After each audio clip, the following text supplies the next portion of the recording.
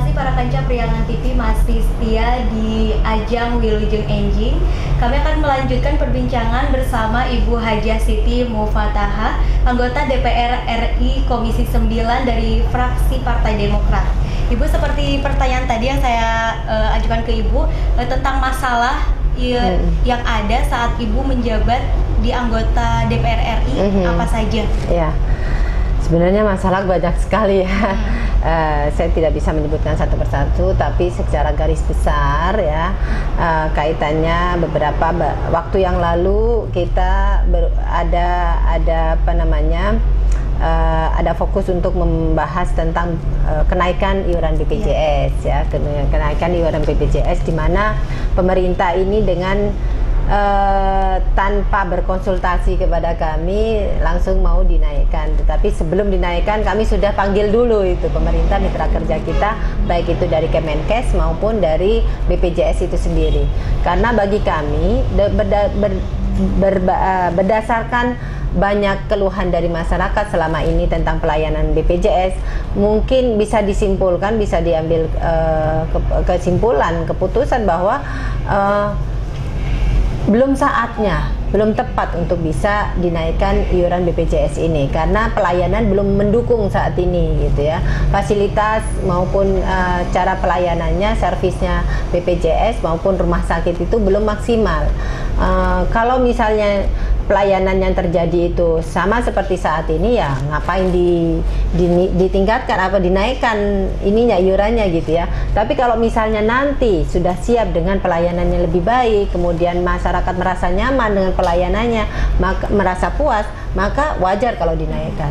Nah, tetapi karena kondisi keuangan dan ternyata BPJS ini banyak pemerintah ini banyak sekali memberikan subsidi kepada BPJS untuk pelayanan masyarakat, ini menyebabkan mereka kondisinya minus gitu ya, anggarannya minus gitu, sehingga mereka menginginkan untuk dinaikkan gitu, sehingga tidak terlalu berat untuk menutupi kekurangan yang harus dibayarkan oleh pemerintah dalam hal pelayanan masyarakat. Karena setelah dibukanya setelah diluncurkannya program JKN, Jaminan Kesehatan Nasional, atau dalam istilah kerennya itu adalah Universal Coverage. Nah, ini membuat kami dari Komisi 9 ya di DPR RI ini berpikir secara maksimal bagaimana pelayanan itu bisa maksimal kepada masyarakat. Dan ternyata dengan adanya BPJS atau JKN ini pasien sekarang membludak di rumah sakit itu semakin banyak karena mereka merasa terbantu dengan BPJS itu. Bayangkan saja kalau yang ikut iuran yang tidak gratis ya. Kalau yang gratis kan memang sudah tanggung jawab pemerintah gitu. Tapi yang gratis, yang dia peserta mandiri, kemudian dia mendapatkan pelayanan dari pemerintah tentang kesehatannya, dia harus membayar 25.500. Kemudian kalau dia masuk ke rumah sakit ternyata misalnya pengeluarannya 1 juta lah minimal ya, 1 juta atau 2 juta, itu bayangkan saja itu harusnya dia harus mengiur itu berapa bulan gitu ya untuk bisa mengumpulkan uang sekitar 2 juta itu. Kalau 25.500, anggap saja 25.000 gitu ya. Kalau 1 tahun kira-kira berapa itu? 1 tahun 25 kali 12, 300.000 ya, 300.000 setahun, baru 300.000. Kalau 1 juta itu seharusnya 3 tahun lebih gitu ya. Nah, padahal selama 3 tahun itu dia bolak-balik ke rumah sakit, ini baru 1 juta, belum pengeluaran yang lainnya. Jadi artinya benefit atau keuntungan yang diterima itu lebih besar dibandingkan dia yang harus keluarkan hanya 25.500 itu. Karena biaya kesehatan kita tahu mahal, sehingga masyarakat itu merasa terbantu dengan adanya BPJS ini. Nah, daripada dia misalnya tidak memiliki BPJS, kemudian dia diuji sama Allah masuk rumah sakit, kemudian ternyata biaya kesehatannya yang harus dibayar itu sekitar 1 juta, daripada dia bayar 1 juta, mending kan tiap bulan ngiur 25.500 gitu kan, logika berpikirnya seperti itu. Makanya saya mengajak kepada masyarakat semua bahwa program JKN dengan BPJS-nya ini sangat-sangat dibutuhkan, sangat-sangat membantu masyarakat gitu ya dalam hal pelayanan kesehatan, mendapatkan pelayanan kesehatan dari pemerintah. Memang pemerintah ini belum bisa mengcover atau belum bisa menggratiskan seluruh warga negara Indonesia gitu, karena ada gradasi ya. Pemerintah masih menggradasi, ada masyarakat yang kurang mampu, ada yang sedikit mampu, ada yang mampu, dan ada yang sangat mampu begitu. Nah, orang-orang yang tergolong mampu inilah yang kalau ingin mendapatkan bantuan dari pemerintah, dia harus mengiur gitu setiap bulannya. Wajar dong kalau misalnya yang mampu diberikan kewajiban untuk mengiur. Kalau yang tidak mampu kan ada sudah datanya dan itu digratiskan oleh pemerintah. Nah, untuk kenaikan isu kenaikan iuran itu sendiri, kami dari Komisi 9 tidak menyetujui masalah itu, kenaikan itu, karena satu, pelayanan kurang maksimal, BPJS belum siap untuk memberikan yang terbaik buat masyarakat, fasilitas maupun pelayanannya itu sendiri. Nah, tetapi kan karena kekurangan defisit yang cukup besar begitu ya, sehingga kami kami mendukung untuk kenaikan itu, hanya itu boleh diberlakukan di kelas 2 dan kelas 1. Kan BPJS itu memberlakukan kelas 1, 2, dan 3. Nah, kalau yang kelas 3 jangan dinaikkan, karena kebanyakan yang mau masuk di kelas 3 itu adalah orang yang kurang mampu. Ya, yang mengiur sendiri itu orang yang tidak mampu, tetapi dia tidak termasuk ke dalam yang PBI, yang peserta penerima bantuan iuran gitu ya, yang tidak gratis gitu. Karena kuotanya kan terbatas untuk yang penerima bantuan itu, yang gratis itu dari pemerintah itu terbatas. Masih ada sisa yang orang yang tidak mampu tapi tidak mendapatkan gratis itu. Nah, itulah yang biasanya masuk ke kelas 3. Nah, kalau masuk kelas 3 ya dengan fasilitas yang ada, itulah yang kami upayakan agar tidak dinaikkan gitu ya, tidak dinaikkan. Nah, kami hanya menyarankan ke BPJS boleh, dan Kementerian Kesehatan boleh dinaikkan hanya di kelas 2 dan kelas 1. Kelas 3 tetap di angka 25.500 itu. Harapannya masyarakat tidak terbebani terlalu berat oleh pelayanan kesehatan yang ada.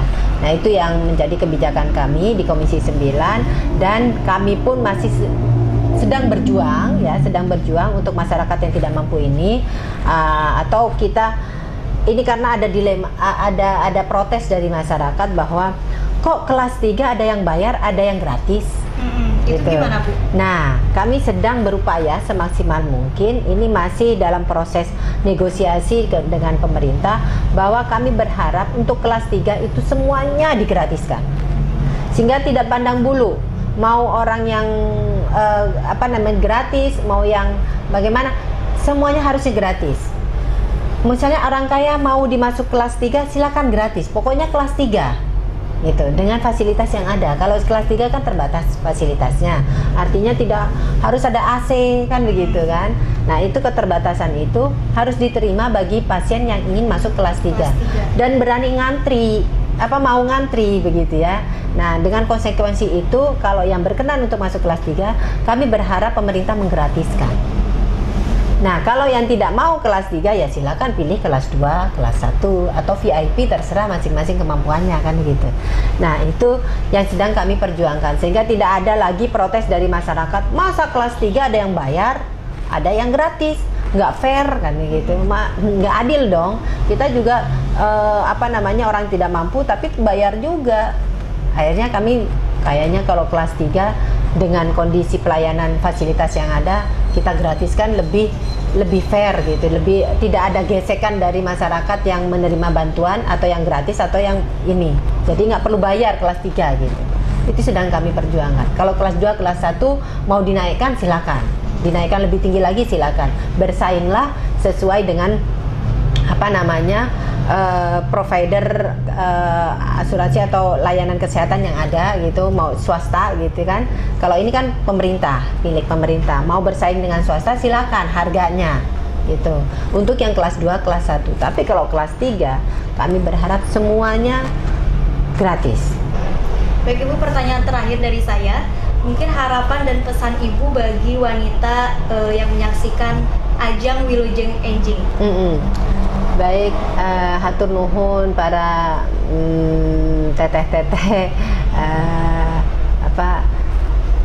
perempuan-perempuan, ibu-ibu semuanya, para pemirsa semuanya berkaitan dengan ibu yang ibu maupun yang bapak, sebenarnya tidak hanya ibu. Saya mengajak, mari kita sesama umat Islam ini diciptakan oleh Allah itu, diturunkan oleh Allah itu ke dunia ini adalah untuk sebagai khalifah. Jadi kalau khalifah ini harus bisa bermanfaat bagi orang lain. Oleh karenanya mari kita berbuat untuk masyarakat, jadikan itu hobi, jadikan itu kebiasaan, sehingga kita merasa nyaman dalam berbuat, membantu masyarakat. Nah, oleh karena itu saya berharap untuk ibu-ibu terutama ya, karena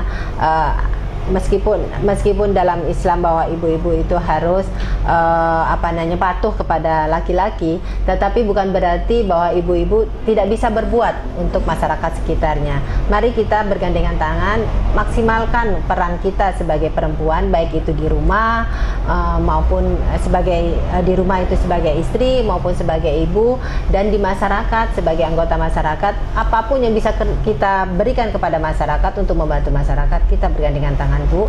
Kemudian ibu-ibu dan teteh-teteh sadayana, saya bisa dengan terbuka untuk bisa merangkul siapapun yang berkenan untuk bisa berbuat untuk masyarakat, bisa mau berbakti untuk negeri ini.